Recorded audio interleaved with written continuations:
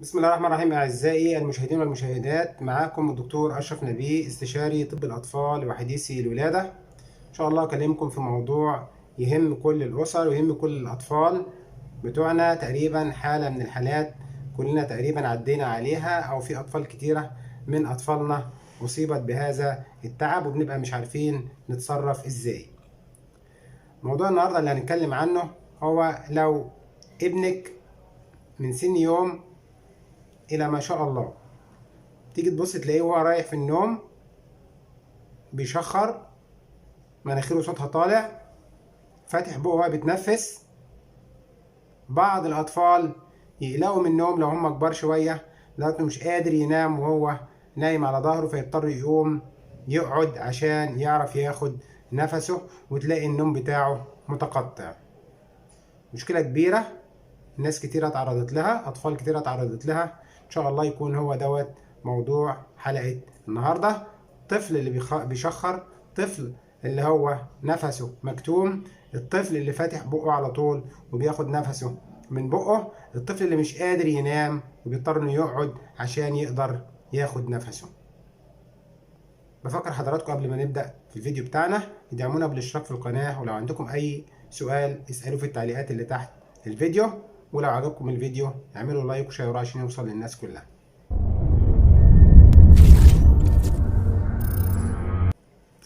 موضوع مهم جدا، وزي ما قلنا طفل بيشخر، الطفل نفسه مكتوم، الطفل فاتح بقه.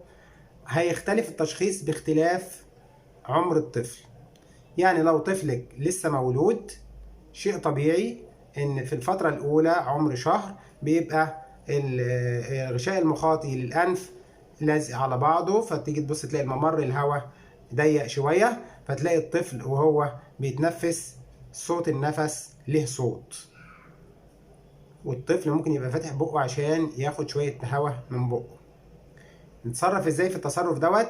هنقول لك لو الطفل بيعرف ينام، الطفل بيعرف يرضع، وهو رايح في النوم نفسه مش سريع، ما بيتخنقش، مش هنعمل حاجة اكتر من ان احنا هنجيب قطرة الانف اللي هي المحلول الملح، او بخاخ ماء البحر، في اسماء مختلفة منه، وهنحط قطرة الانف دي او بخاخ ماء البحر قبل الرضاعة وقبل النوم. بس كده بس كده وانتهى العلاج على كده، طالما الطفل بيعرف ينام وبيعرف يرضع. ده في المرحلة الأولى اللي هي تقريبا عمر شهر، ممكن توصل لحد 3-4 شهور. ده المرحلة الأولى من الأطفال.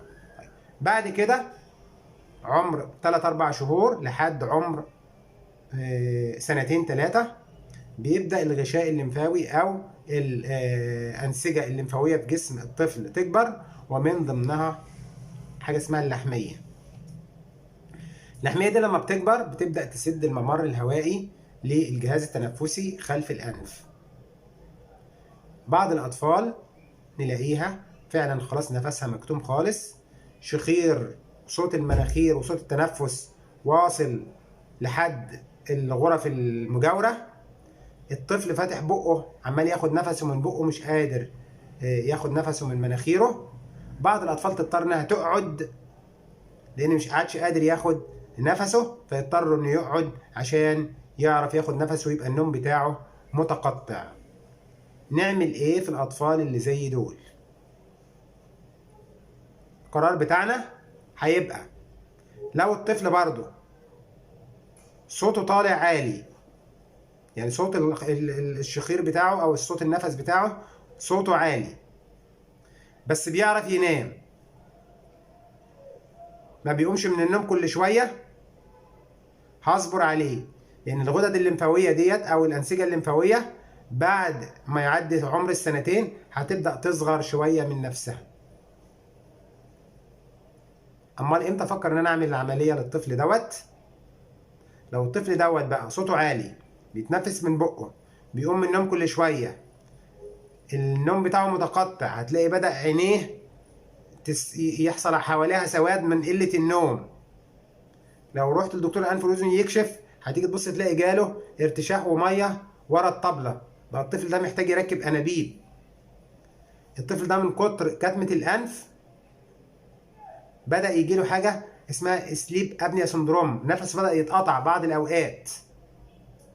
الطفل دوت لو فضل مستمر شوية على هذا الحال هيحصل عنده تضخم في عضلة القلب، ويجي له حاجة اسمها فشل في عضلة القلب، ونضطر نديله علاجات للقلب.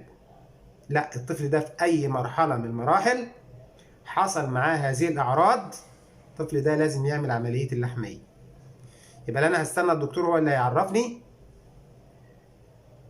من غير ما الدكتور يعرفني اللحمية دي محتاجة تتشال ولا لأ، أنا هبقى عرفت من قبلها.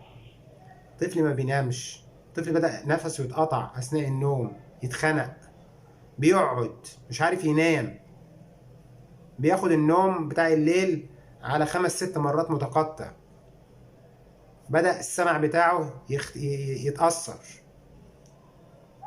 الدكتور هيعمل له الأشعة بتاعته، هيلاقي اللحمية كبيرة، هيفحص الأذن بمنظار الأذن، هيلاقي في مية خلف الطبلة، هينصحك بعملية اللحمية، وعلى الفور لازم العملية تتعمل.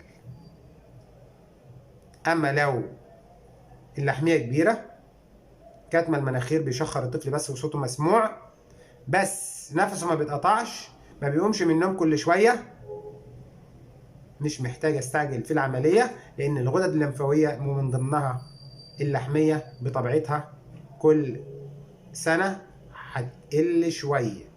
من بعد عمر 2 الغدد الليمفاوية أو الأنسجة الليمفاوية بتقل شوية بشوية لحد ما تصغر. يعني في أطفال كان ممكن نقرر إن هم يعملوا عمليات واللي هم في عمر 5-6 سنين ما عدناش محتاجين إن إحنا نعمل العملية. دي صورة تانية من صور كتمة النفس مع الشخير مع النفس من البق. في حالة تالتة نقولها بسرعة كده، طفل نفسه بقى اللي كان عنده وهو صغير وهو عمره 3-4 شهور كان عنده خدوده حمراء، بعد شوية بدأ يحك في مناخيره، تلاقي ليه علامة هنا كده في الأنف من كتر الحكة بتاعت مناخيره، كل شوية إيه يحك في مناخيره كده، فيه خنفرة وفيه سيلان مية باستمرار. مامته تيجي تقول لك عندها البرد بتاع الطفل قاعد شهر متواصل. طبعا مفيش حاجة اسمها برد شهر متواصل، كون ان في برد اكتر من 15 يوم ببدأ افكر في حاجة اسمها حساسية الانف. وحساسية الانف ديت هياخد علاج الحساسية لفترات طويلة عشان ما تلخبطش. يبقى في الاول خالص الطفل الصغير اللي كان عنده كتمة في المناخير قعدت شهر ولا شهرين قطرة الانف وراحت لحالها. الطفل التاني اللي كان عنده لحمية وقلنا يا نصبر اذا ما كانش بيتخنق، وهي ان شاء الله بعد 2-3 هتروح لوحدها، يا اما اذا كان بيتخنق ونفسه بيتعب بيضطر يصحى من النوم وبيجي له كتمة نفس او توقف نفس اثناء النوم، هنضطر نعمل العملية فورا.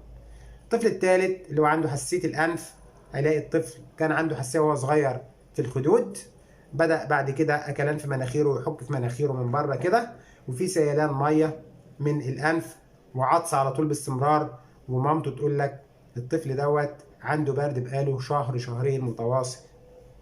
ده اسمه حساسية أنف وده عايز علاج فترة طويلة. أمال إيه البرد العادي بقى؟ ده طفل عنده شوية رشح، ممكن تبقى إفرازات تخينة شوية معاه شوية عطس دافي شوية، وهذا البرد بياخد أسبوع 10 أيام وبيروح لحاله. ولو ما هو معهوش ارتفاع في الحرارة ولا معهوش إفرازات لونها متغير مثلا صفرة أو بتاع أو كلام من دوت، مش هيحتاج أكتر من قطرة الأنف وحاجة مضادة للحساسية، وإن شاء الله ينتهي دور البرد على كده ومفهوش مضاعفات إن شاء الله. أرجو نكون أفدناكم بالنسبة لموضوع كتمة الأنف أو صوت الأنف أو الشخير. كل الحاجات اللي احنا قلنا عليها تعمل شخير، إنما كل واحد فيهم أو كل سبب فيهم له علاجه المختلف. إلى أن نلتقي في فيديوهات أخرى، لكم مني كل الأمنيات بالصحة والسلامة، والسلام عليكم ورحمة الله وبركاته.